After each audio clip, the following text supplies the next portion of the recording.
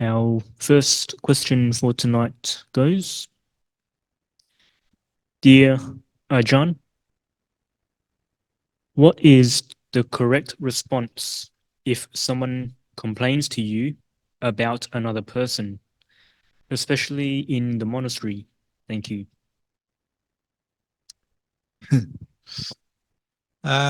Well, there's kind of a general question. I mean, they could be complaining that someone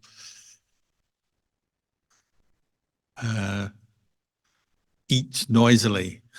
Maybe that person can't do much about it, so really is not a lot you can do. Or maybe that person has done something terrible, a heinous crime or something. It all depends what kind of complaint it is. But generally, establish your mindfulness. Listen, pay attention to what they've said. Having established mindfulness, bring up the thought of kindness and compassion, I would say, because in a monastery, you live in a community like a family. So if you have the starting point of kindness, compassion, and you're practicing it in an even all-round way where you listen to the complaints, so you have compassion for the one complaining, you have compassion for yourself, listening to the complaint, and then maybe for the person that the complaint is about, you have compassion for them. But how that is to be put into action or what you need to do varies, doesn't it? Sometimes a complaint may be something to just ignore and you go back to your own practice. Maybe it's spurious or it's made up. Two people are having their rivalry, so they come and tell you to try and pull you into their rivalry, perhaps. Or maybe there's a genuine thing that you need to address. For me, if I hear a complaint, I'm the teacher. Sometimes I have to do something, sometimes, not always. But maybe you're not the teacher. Maybe you're just an ordinary member of the community. Maybe it's not your job to do much about it. So you just listen and note it and carry on. I'm not sure there's a simple answer here because it depends on the situation, doesn't it? The context. But I would establish mindfulness, cultivate compassion, and then see if anything needs to be done. When you have compassion, it gives you a little bit of tolerance for people's faults, because all of us have faults. I certainly do, and other people do. You come into a monastery to train, and you're not expecting to be perfect from day one, but there are standards of behavior, and there's things we have to do in a monastic setting. We have a very high standard of discipline. So, of course, if someone is not practicing according to the standard of the monastery, not following the rules, well, maybe something has to be done. Whether it's your job to be the one who tells them or corrects them, or it's someone else's job, it just depends, doesn't it? But at the same time, try not to go to aversion, because that's probably the most natural reaction for the untrained mind, isn't it? Somebody does something, they break a rule, they do something unskillful, annoying, you get annoyed. That's your job, isn't it? It's not the way to fix this problem of your annoyance, your anger, is not necessarily by fixing that person. It's more to come back to your own state of mind and recognize that it's unskillful, unwholesome, a cause of suffering, and you want to be free from suffering. So you have to work on letting go of your own anger or annoyance if that's what's come up. There may be something that needs to be addressed in that other person's behavior. But even if you address it, maybe they can change, maybe not. These are all, uncertainties. But if you're experiencing anger, that's your suffering. That's something you can do something about through the practice. Bring up the kindness, bring up the awareness, the mindfulness, recognize it as an unskillful emotion, something to be abandoned, and work on abandoning as quickly as well as you can. Don't dwell in anger, because anger will breed more anger, and then you might find you've suddenly got a complex about this person, and then you're walking around gloomy and angry about them. So try not to do that. Try to reflect on your own mental defilements and abandon them if you notice them.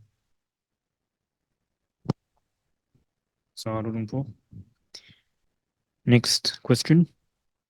How to overcome the hindrance of boredom in meditation? Try harder.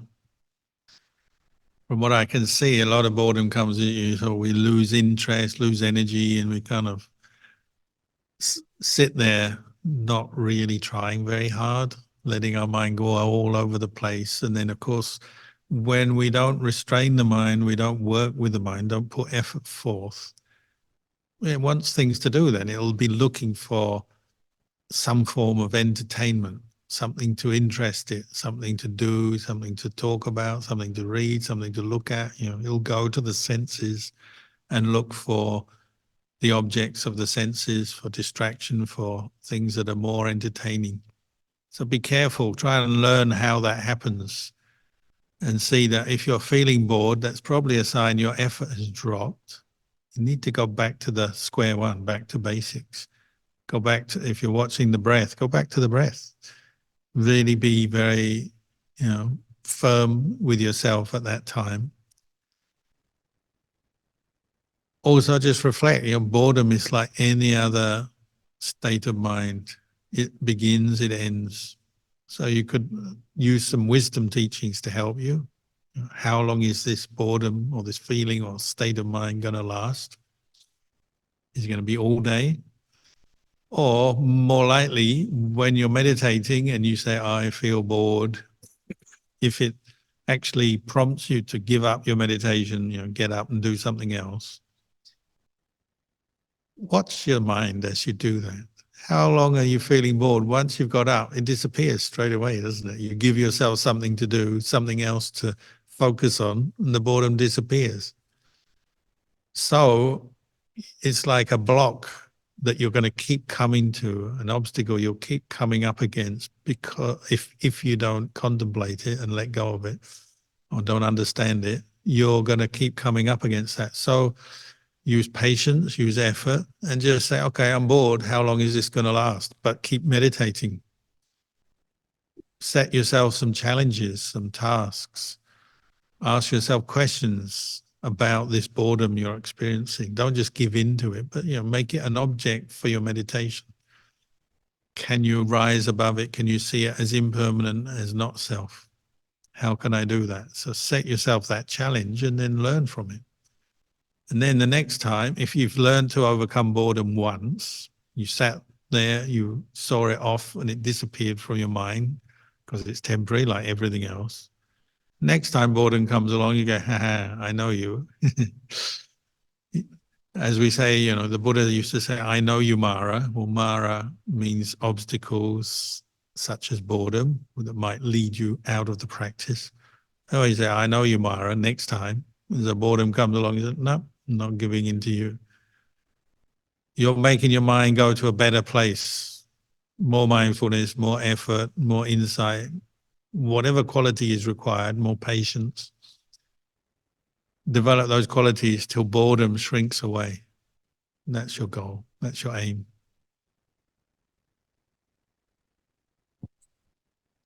Sadhu Lumpur. Another question. This next question is a little bit long, so I might try and summarize it. This person, they, whenever they plan any trips for a holiday or staying in a monastery, they are experiencing criticism from their family members regarding their trips. And so they don't want their family members to know about these trips, but their family members seem to be trying to find out about their schedule. And so this person wants to know, if they don't tell their family members or try to hide their travel plans, does this hiding count as a type of lying? They're finding it uncomfortable and very difficult not to be affected by the 8 worldly winds. Well, in one way or other, we all have this problem, I would say. The 8 worldly winds affect all of us.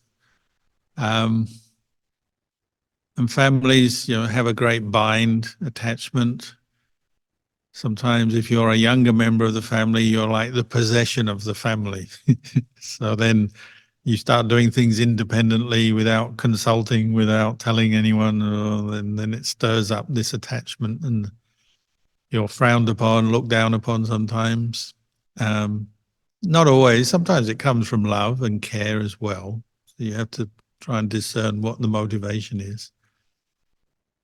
But in terms of practicing Dhamma, it's quite possible if your family are not interested in Buddhism, Dhamma practice, and so on, well, they want you to pursue more worldly goals such as making money, getting married, a career, and so on. They may well be thinking that's what you should be doing, and you shouldn't be wasting time going off to the temple and meditating and all of that. You know, this is a very, very common experience for meditators, Dhamma practitioners. So you have to be very patient with that, try and understand where it's coming from. People have their worldview and their own karma and their own background. So they, you know, if you can understand where they're coming from, at least you know why they do what they do. It doesn't help. It doesn't stop them looking down on you or trying to block your Dhamma practice or criticize you for your Dhamma practice, but at least you know why, where it's coming from, and then you try and broaden your mind, you know, bring up the compassion, and then say, well, I know what I want to do is a good thing. I assume your Dhamma practice, you found it helpful. You learn things, it brings you some understanding, some peace. It's a good thing. You're not out to harm anyone. So if you're sure of your intention and what you're doing, you may have to trust that and just accept that, you know, they won't understand what you're doing, and you just say, well, maybe it will take some time. Sometimes it takes a lifetime for family members to recognize what you're doing. As far as lying goes, well, we'll try not to just directly lie and say, I'm not going away when I am, or change facts or falsify facts, you know, but maybe avoid the subject if you can. So, you know, it's not quite lying, but you just try to minimize the problem, not discuss it in whatever way you can, so that you're trying to be kind to them, but at the same time there may be a limit to what you can do. So sometimes you have to tell them the truth and just face the consequences, all the comments and criticisms. You just face that, because it's just air, isn't it? It's just their empty air coming from them. You do the best you can with this. It's not ideal when you're the only one who practices Dhamma and others around you don't. You have to kind of feel your way and trust in your good intention, trust in the Dhamma, the good karma you're making, and hopefully some wisdom and understanding how to deal with your family members will come from your practice. And of course, when you're practicing, always spread metta to them. Send thoughts of kindness and compassion to your parents, siblings, and so on. And then at least you know you're developing loving kindness for them. You're not meeting their differing views and opinions with aversion and anger or hatred. You're developing loving kindness, and this will help to smooth things over when you interact with them, and when these problems come up, it will help you.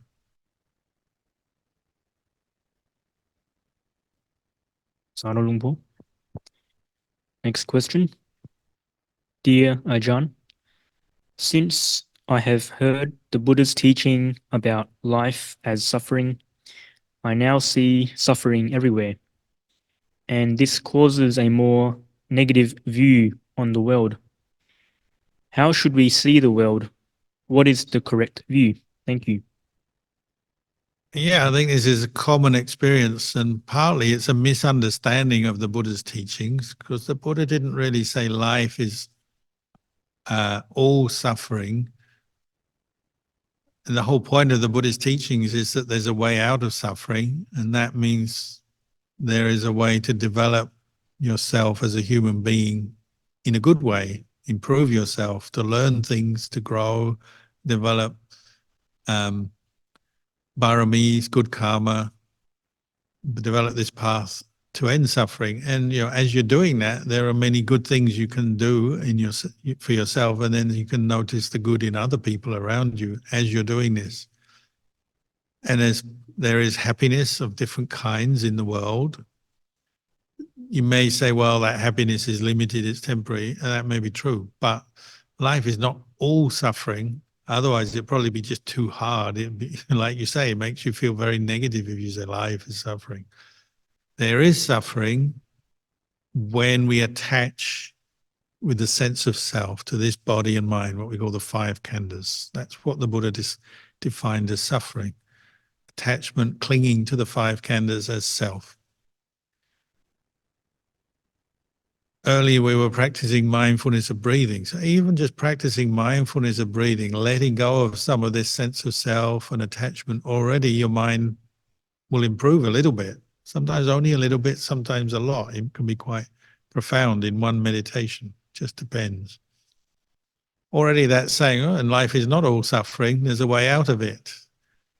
There's, all the wholesome qualities that can arise when you hear the Dhamma, when you meet a teacher, you read the Dhamma, you hear the Dhamma. Already many wholesome qualities arise. When you practice kindness, generosity, compassion in daily life, many wholesome qualities arise. When you meditate, many wholesome qualities arise. Once you're following this path, you tend to notice things or look at the world in a more balanced way. You say, yeah, there's suffering everywhere, of course, but it's not all suffering. You also notice the goodness of people, the good things people do. You notice the opportunities you have and other people have as human beings to learn, to grow, to improve, and ultimately to become enlightened. It's not all suffering. And you'll notice particularly when you cling with a sense of self to your body, your feelings, memories, thoughts, and sense consciousness with a sense of self, then life becomes suffering.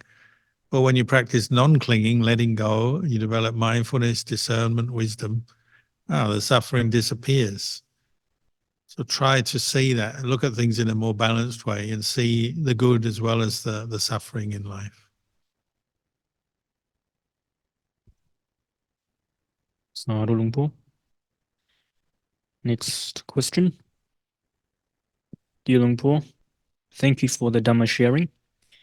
My question is, if I am observing 8 precepts and accidentally I break one of the precepts, does that mean I still have 7 precepts, or have I broken the whole 8 precepts? Seeking clarification.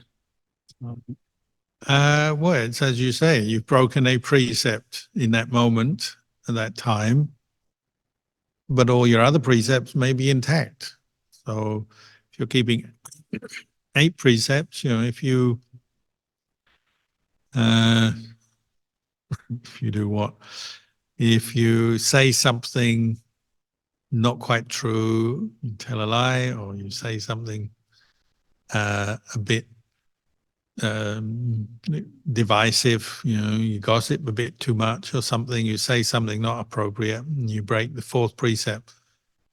Well, it didn't mean you killed anything or stole anything, or you didn't commit an act of sexual misconduct in that moment. It just means you were careless with your speech. So be clear what you're doing, what's going on, and take responsibility when you break a precept and you become aware of that. Re-establish your intention to keep that precept.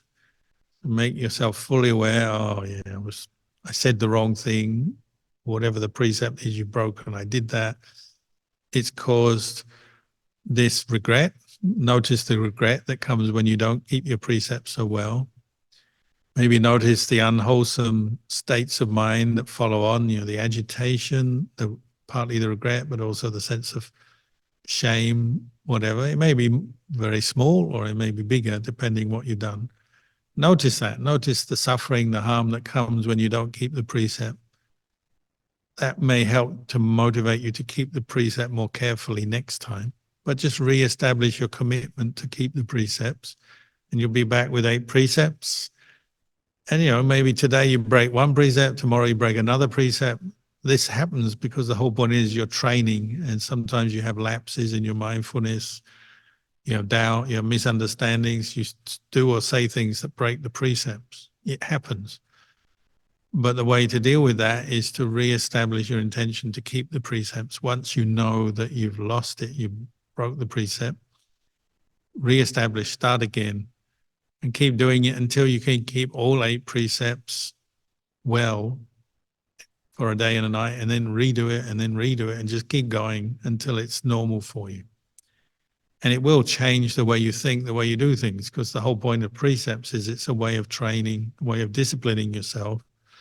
And you'll find after a while the intention to break the precepts or do things that break the precepts disappears. And you'll be quite naturally keeping those precepts as a result of, maybe a long period of training. You've got used to them. So it's just normal. You don't think of breaking them anymore. So keep going. Don't be too despondent. You have to accept you have lapses in mindfulness, misunderstandings, lack of wisdom in certain situations. You do something that breaks the precepts. Okay, that's part of life. Notice where you went wrong, re-establish the commitment to keep the precepts and start again. We've all been through that.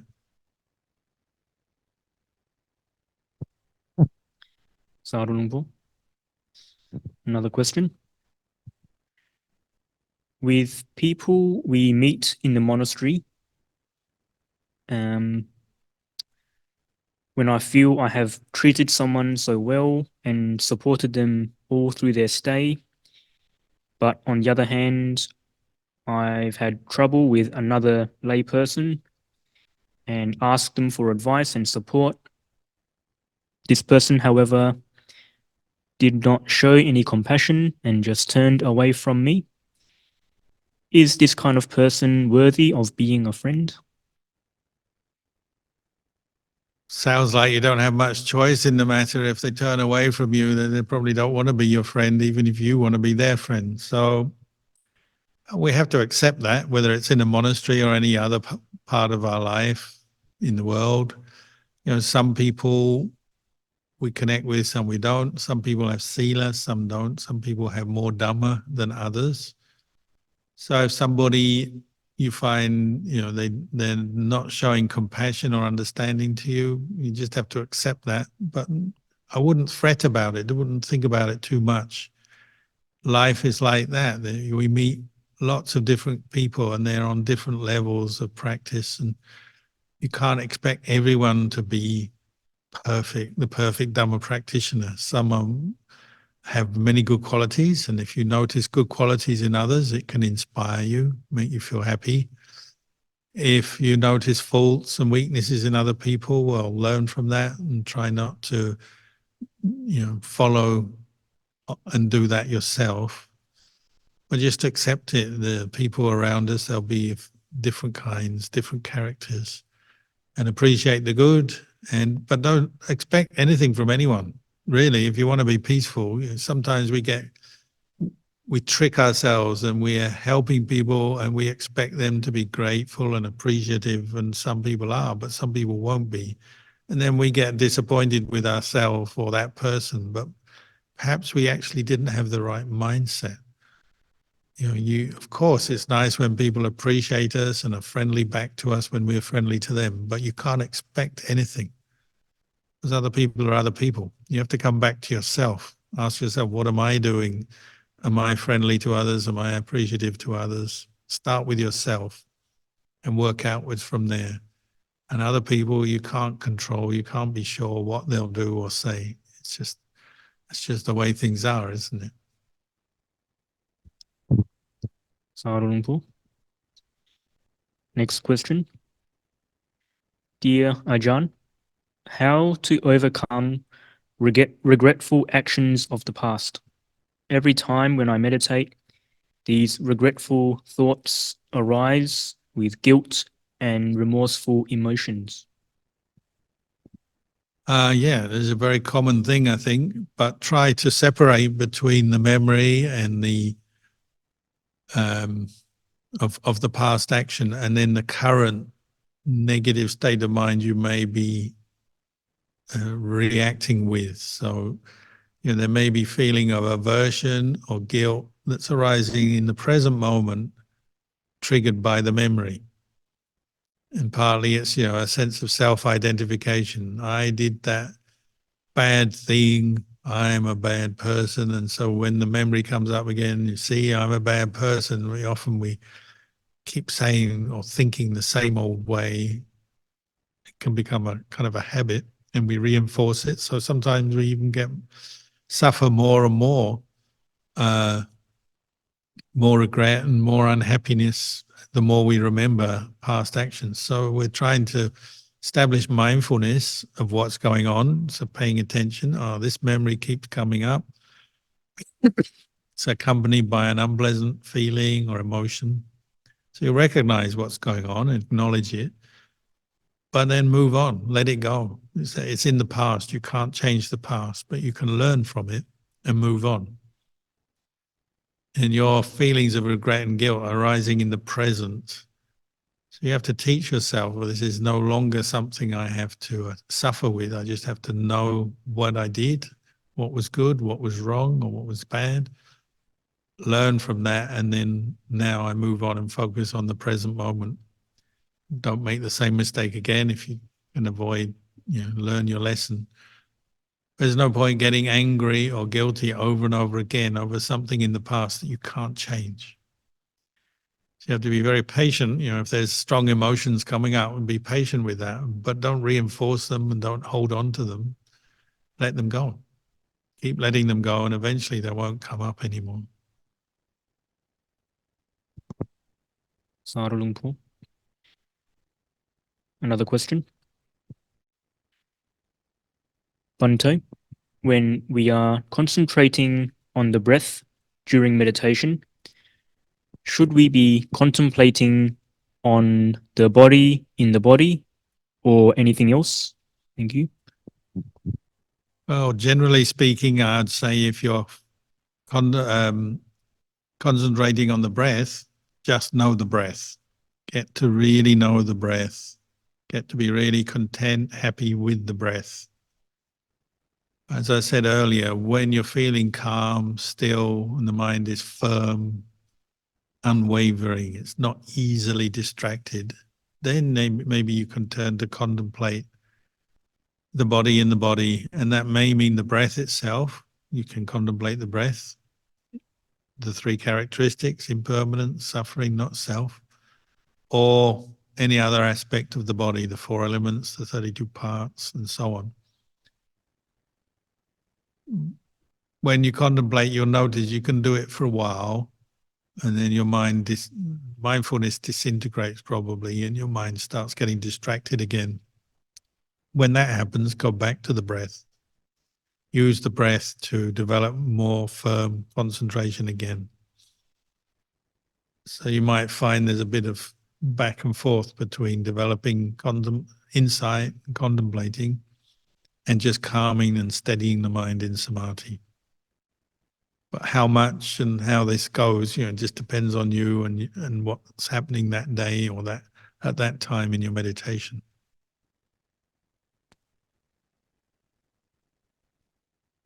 Sadhu Luang Por. Next question. Dear Ajahn, I try to take Ajiva Attamaga Sila, which I think is the 8 precepts, every day, but due to daily activities, including work, family matters, I feel like I may be breaking the precept related to idle talking. Please advise what falls under Sampapalapa or idle talking in usual lay life. Thank you. Yeah, this is a hard one for everyone. And it's also hard to define. We define it as idle chatter, useless chatter. One way to define it as chatter that leads to a loss of mindfulness. And you notice, when you're in conversation with someone, maybe for the first period of that conversation, you're more or less mindful, aware, careful what you say. But as the conversation progresses And especially if the subject matter becomes more trivial or idle, then your mindfulness starts to slip, doesn't it? And sometimes you're just saying whatever comes into your mind. It can be something totally against the Dhamma or foolish or puts you in a mood. So it could be, humorous conversation. Often too many jokes and too much humor just fills your mind with a lot of emotion and a lack of mindfulness. Or when you gossip about other people, you might call it mindless gossip, or just endless talking about other people, and you're no longer aware of yourself in that situation. Now you're just telling people what you've heard, what you remembered. And they're doing the same back and forth. And you might find that, it really doesn't bring you to the Dhamma. By the end of that conversation, your mindfulness is gone. Maybe you feel quite distracted and not very peaceful in yourself. So the way I do it, you kind of learn you reflect back on what you've said. And if you do that regularly, then you get to notice where you have weaknesses, certain subject matters or certain people or certain situations.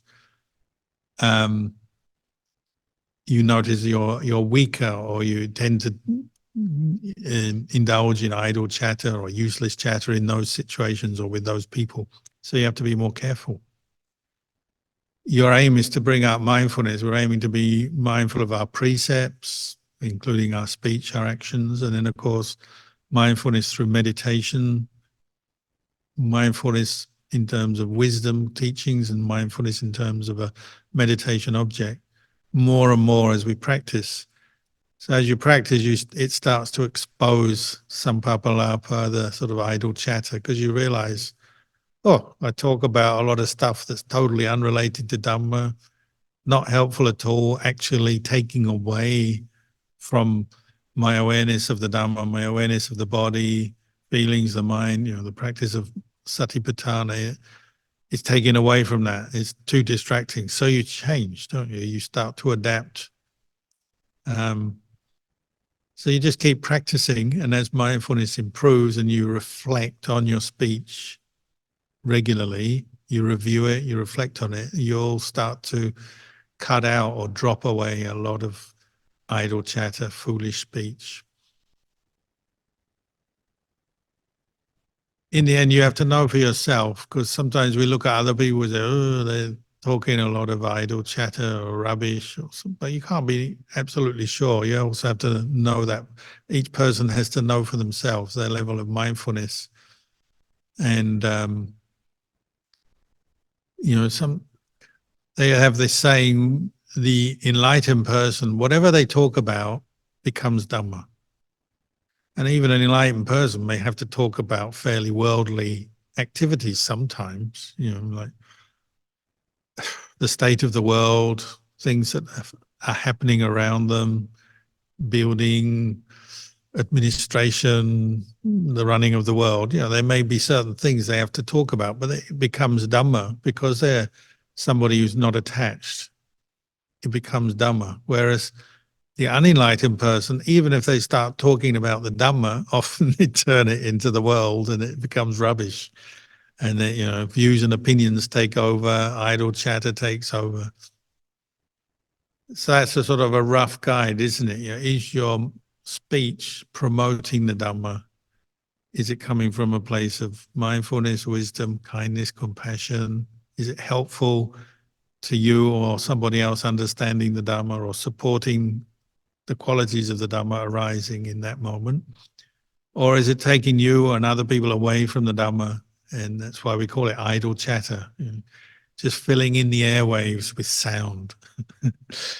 Some people, they don't like silence. They're not used to being on their own. They don't meditate, maybe. They don't like silence. So if the place is silent, they have to fill it with chatter, whatever. Talk about anything. I just need to hear something. Some people are like that. So reflect on your own speech patterns and start learning as you reflect what's conducive to your practice, what's not. It takes time. Saralingpo. Another question. Dear Ajahn, how should we think about death, since Buddhism does not believe in the soul and non-self? Thank you. Yeah, well, it's a good question to bring up for yourself. What do you think about death? What is death? And the one thing you know about death for sure is that it will happen. Nobody lives forever. So I will die, you will die. That's the one thing we know for sure. We don't know when we'll die or how we'll die, but we do know that we will die. So what does that reflection bring up for you?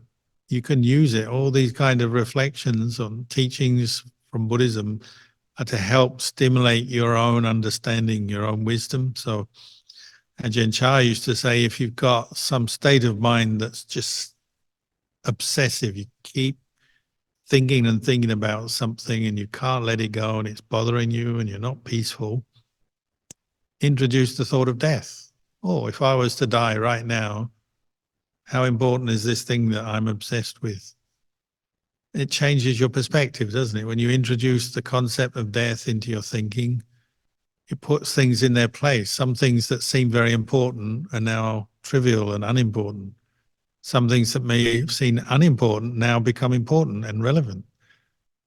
So it's quite a useful practice just on the level of views and attitudes, just to introduce the idea of death and think about how that will affect you, what it means to you, as well as you can use it as a very direct meditation object and just reflect on death over and over and over again to help you let go of the 5 hindrances: sensual desire, ill will, sloth and torpor, anxiety, agitation, and doubt, skeptical doubt.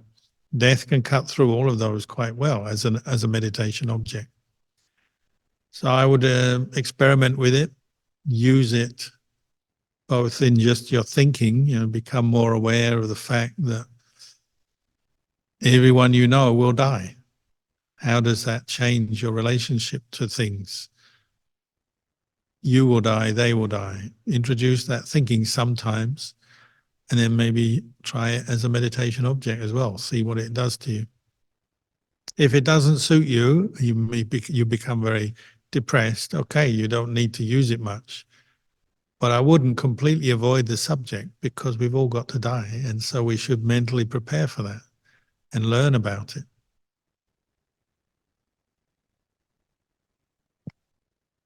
Sadhu Luang Por. Are there any more questions?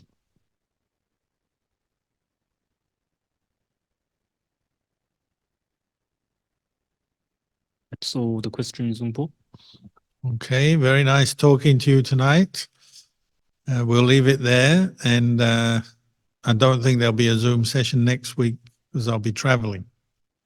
But in a few weeks' time, there'll be another session. So until then, may the blessings of Buddha Dhamma Sangha guide you and protect you.